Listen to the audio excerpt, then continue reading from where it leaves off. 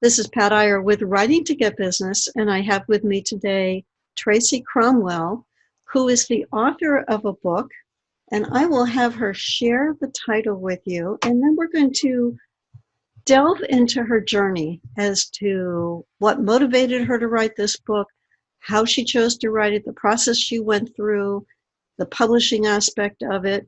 It's something that probably at least 50%, if not more, of the population is going to identify with. Tracy, what's the title of your book? The title of my book is Your Personal Journey with Food, a Guide for the Confused and Frustrated Dieter. Yes, and who hasn't been confused by dieting and all of the options that are available? So first I have to ask you, there are so many choices for diets: the Mediterranean diet, the South Beach diet, the keto diet, the vegetarian diet, the what was the Atkins diet, all those choices. How do we make sense of all of that?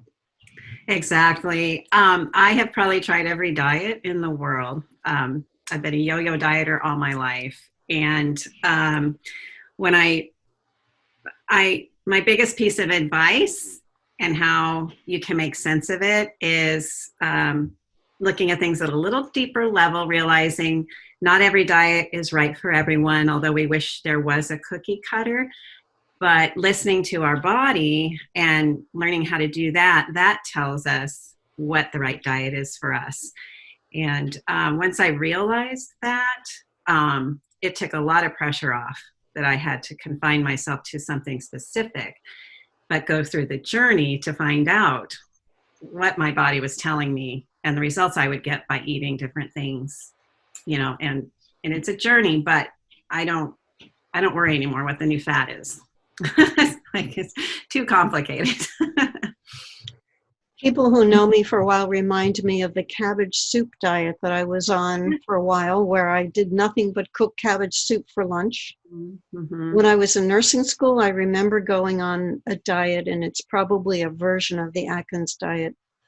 But all I did was eat meat and cheese and high protein to create ketosis, which is actually a quite unpleasant physical sensation to have, this kind of a fuzzy, tired feeling in your brain. And yet there are many people now on keto diets who think that it's wonderful. Mm-hmm. Have you ever gone on a keto diet yourself?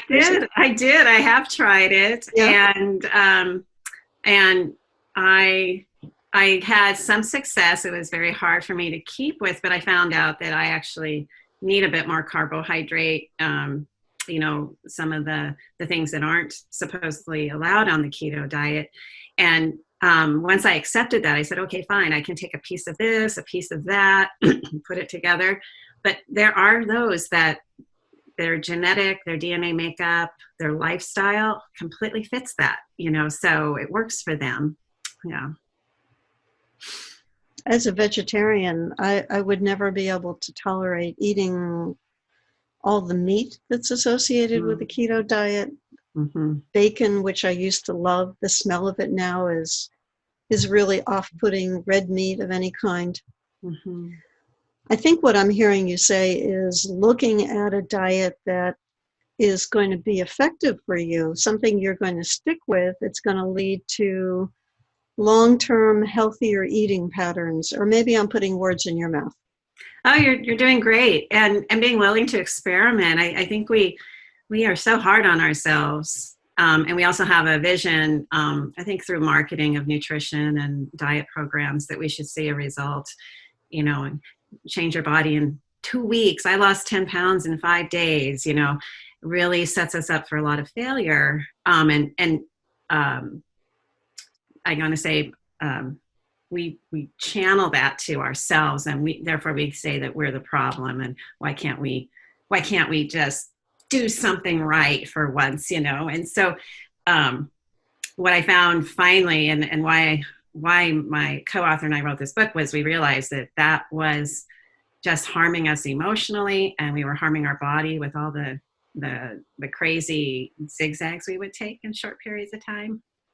And so I think being willing to become a student of yourself and enjoying that journey, like you found being a vegetarian really works for you, and you feel good. Some being vegetarian makes them feel terrible. And we have to be okay with what the body says and how it responds. And that was an eye-opener for me, so, because I've been vegetarian before.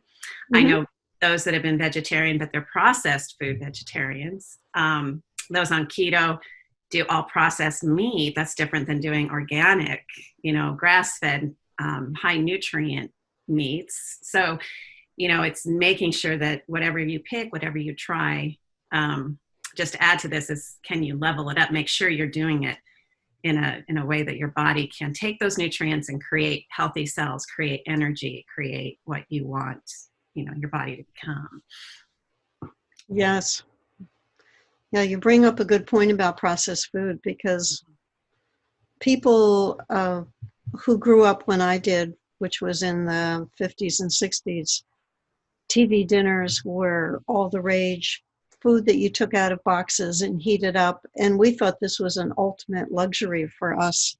My mother worked 3 to 11 as a LPN when I was in high school. And I remember my sister and I were responsible for opening up the freezer and getting out the box and getting the dinner ready so that when he walked in from work, the food would be ready for him. And if we dared to get distracted and not have that processed food heated up, then he would get angry with us and start complaining about how we weren't doing our jobs.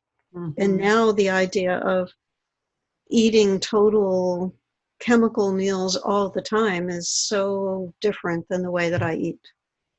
Exactly. And I was born in mid-60s. So again, going through that creation of the processed food and the programming that was told to us, we don't want to spend time in the kitchen. That's for that's for people that aren't important. All this stuff. It was more important to be doing other things than nourishing your body, and it was really good programming.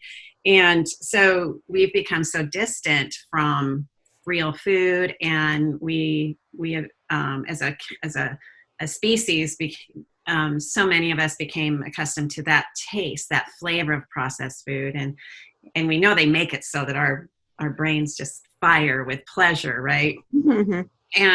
But I remember going through that process of eating a TV dinner, and some of it I thought as a kid, it doesn't really smell good, but it's supposed to taste good, and the potatoes really didn't taste all that good at first, but it's supposed to be good. So, over time, it got to where I enjoyed it better because of the marketing. So getting myself out of that was, as I write in the book about the controversies of food, there's a whole chapter about it. And, we're kind of in this matrix. And, I can't remember at the moment, but there's a red pill and a blue pill in the movie The Matrix. And I took the one that made me wake up. And although I didn't want to see the truth of the food industry and I didn't want to acknowledge it, or I didn't want to have to spend time reading labels. I didn't understand them. They annoyed me. I should be able to just read the front of the box, and they should be telling me the truth on the front of the box. And as I delved into it and the reality of it, I was like, this is a great marketing tool for people to make money, and not necessarily something that we can truly nourish our bodies with all this processed stuff. So that chapter I really, really enjoyed writing, because it was just this whole awakening. And then I just want to put one little thing in. I had to emotionally say goodbye to foods, and there was an emotional connection to some of these foods. I always had them as a kid. We always did this stuff around this food item. And so there was then creating, it was actually the memory of being with my family around that food item that was really what was the connecting factor. So I realized, oh my gosh, it's not really about, that food item can be anything, and I can create it into a nourishing food item, but still create that community of sitting around the table with my family. It doesn't have to be a processed potato or a processed rice dish or a processed canned high sodium spaghetti sauce. I can make that that change, say goodbye to that, and create something even better. There are family traditions. I think you're right, Tracy. Yeah. That a particular holiday is associated with a particular type of food. Mm-hmm. And for those who are more rigid in their approaches, mm-hmm. they can't enjoy the experience of being with family unless all of the factors line up correctly. Yes.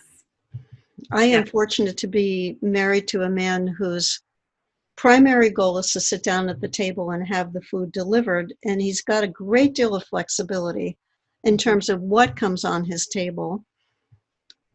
Every once in a while, maybe once out of 100 meals, he'll say, "Don't serve this one again." But the rest of the time, he's very accommodating.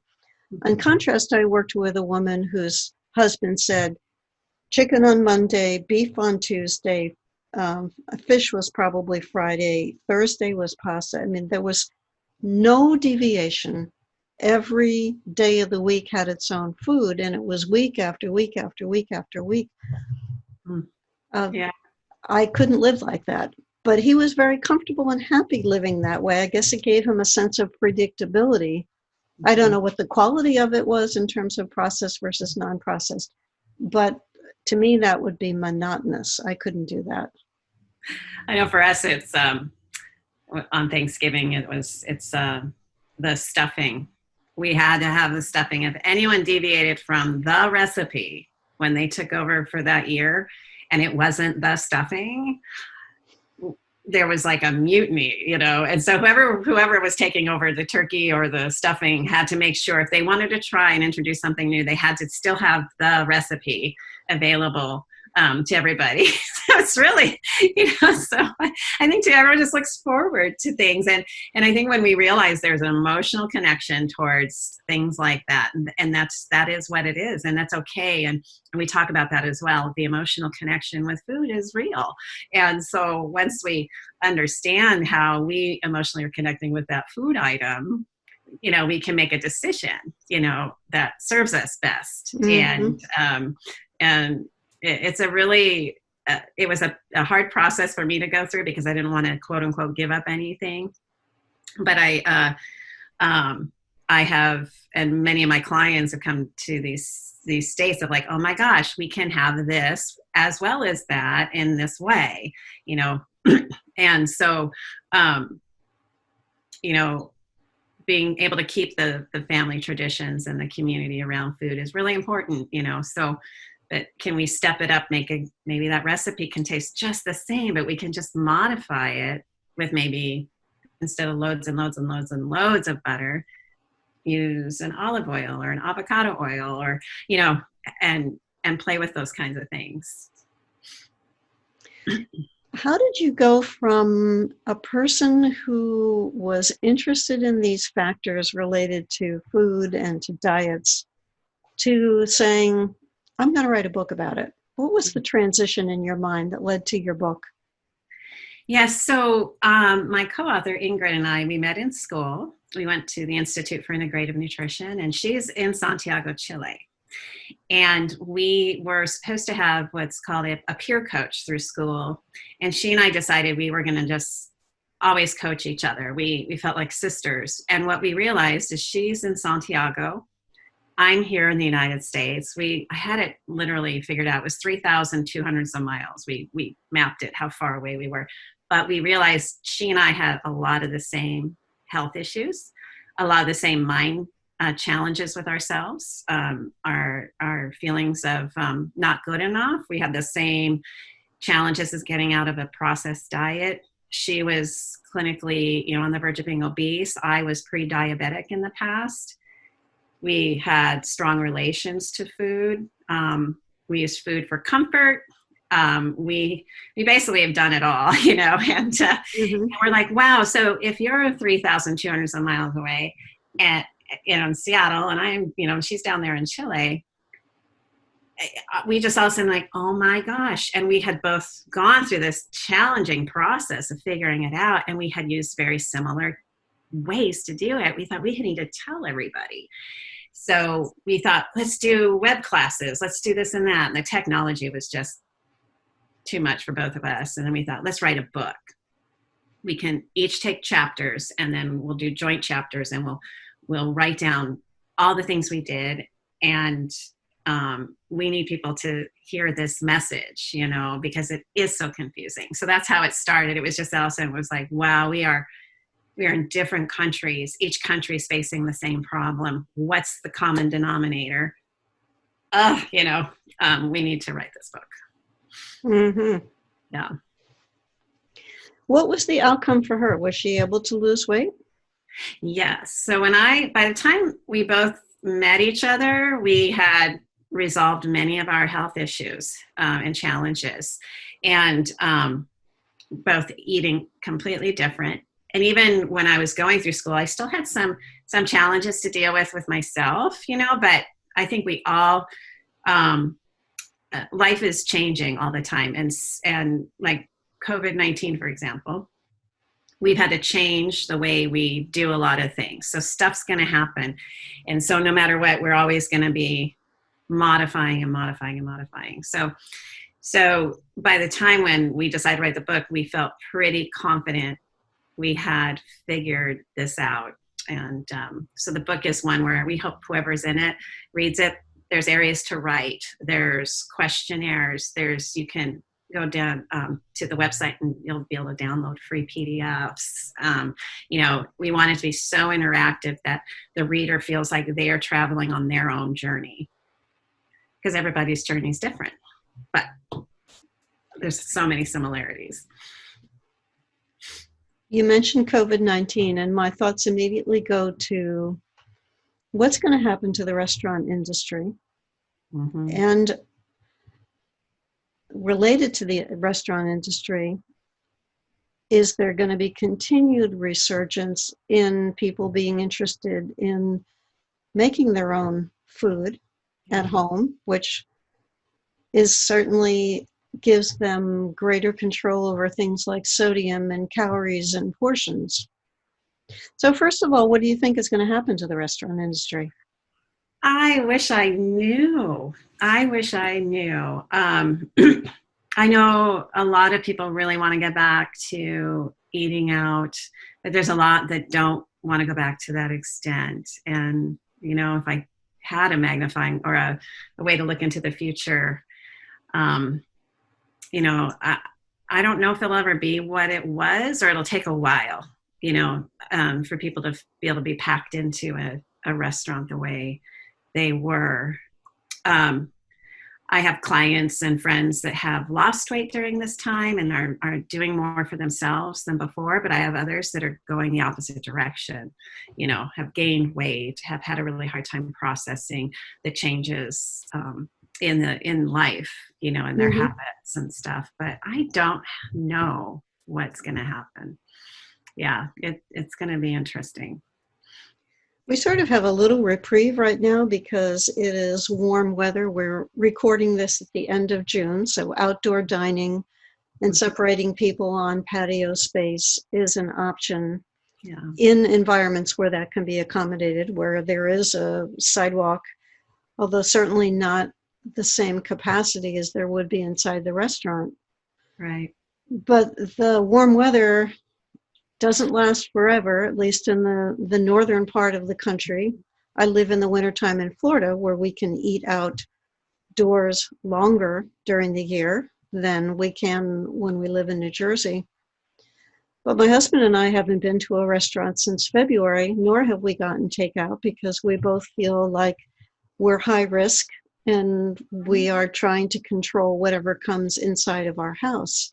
Mm-hmm. And yet there are many people who are quite comfortable with takeout or delivery and are still enjoying restaurant meals, although not served with the same flair, maybe in a foil container as opposed to on a nice plate, but still having a chance to feel like they're supporting their local restaurants. Right. And just the food industry in general, even the food supply chain right now, the ability to get real food, say vegetables and fruit and, uh, dairy and eggs, we've seen that as well, a real challenge with getting food anywhere.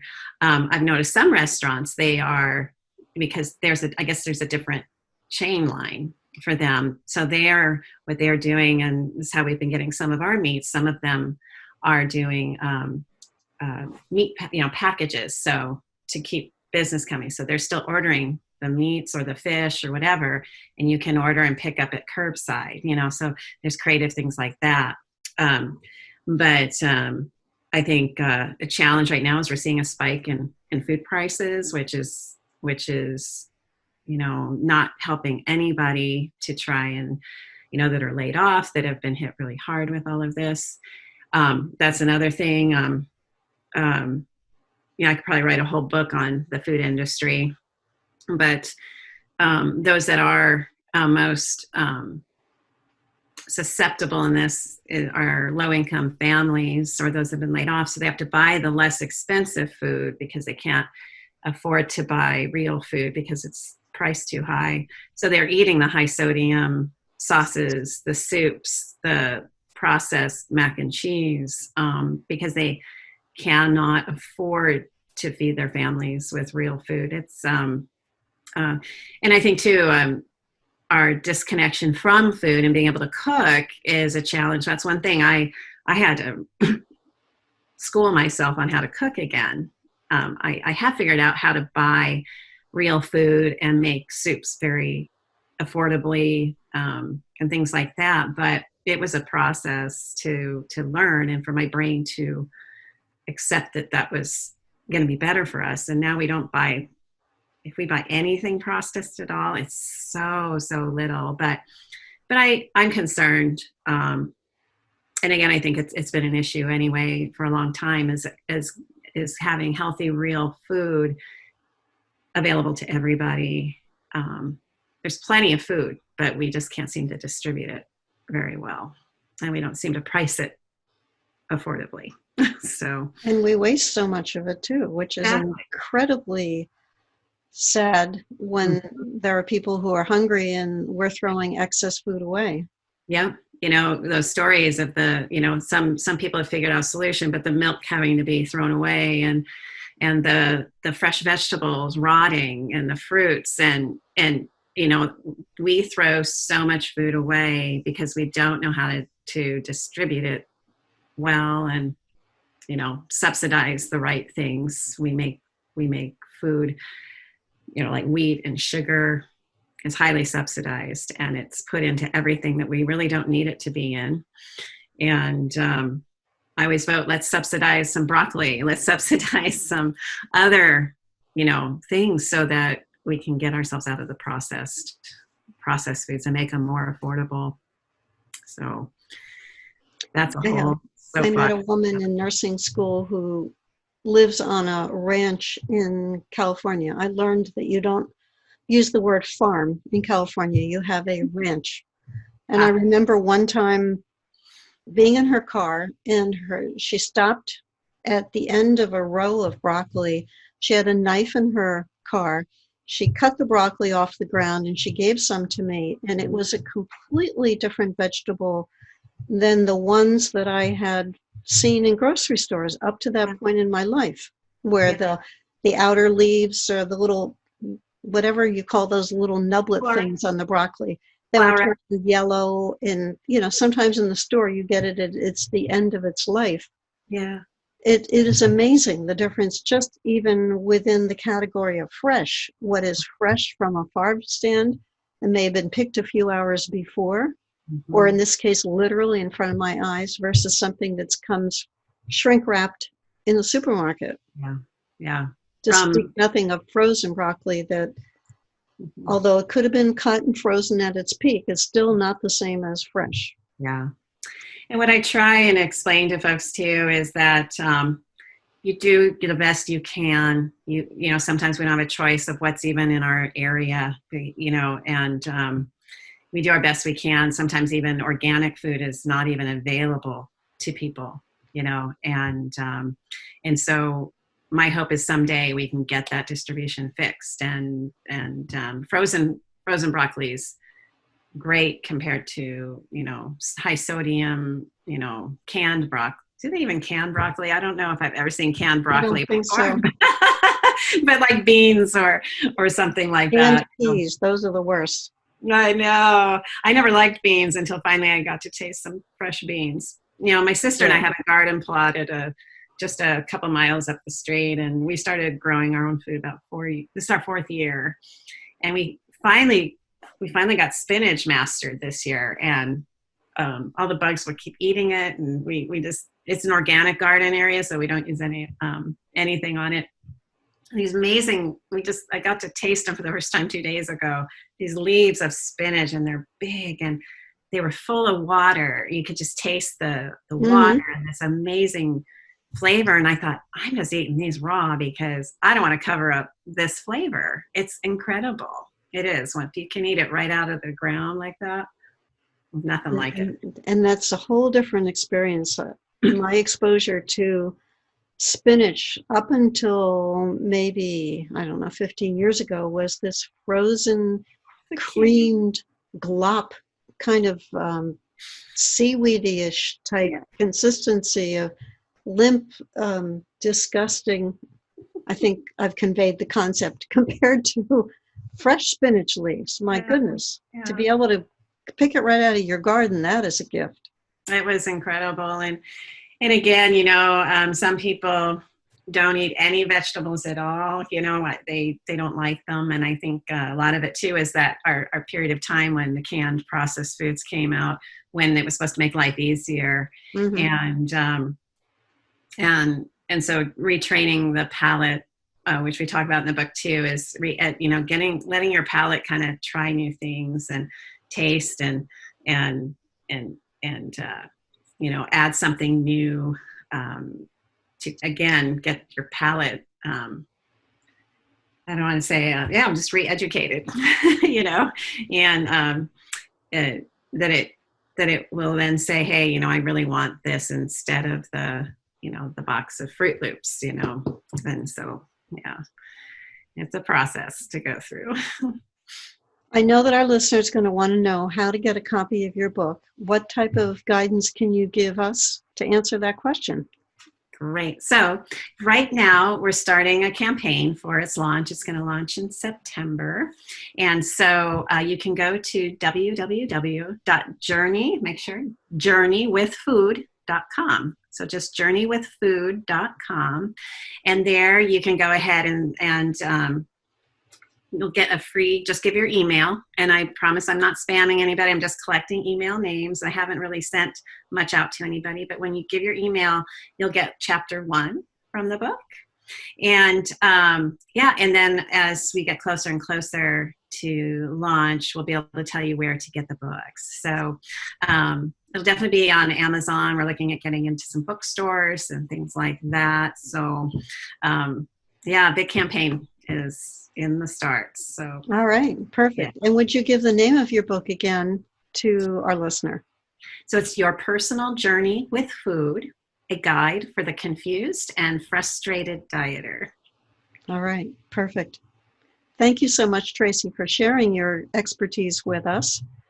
We've talked about a wide range of topics related to food. I think the predominant theme has been that many of us were raised with processed food, and it is designed to make us crave it, to want it, and some of us have never been exposed to natural organic food. The difference between fresh broccoli and supermarket broccoli and frozen broccoli, for example, is one of the examples that I brought up, or frozen spinach, cream spinach versus fresh. Mm-hmm. You've talked with us about the fact that we should pay attention to how our body feels when we eat.